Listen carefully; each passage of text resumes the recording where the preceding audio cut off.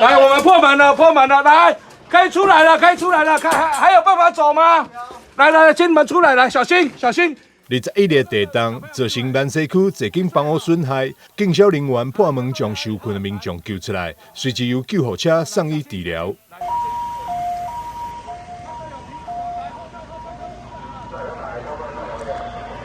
不止这有灾情，在南西区民族路的透天厝，嘛有2位民众受困，消防人员现场架楼梯爬上2楼来救人。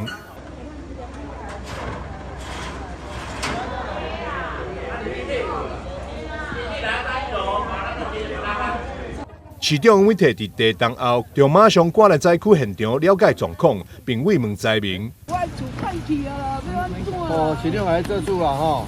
你厝有严重无？你住地？我住地啊，中心路。厝拢害去呢啦。系啊。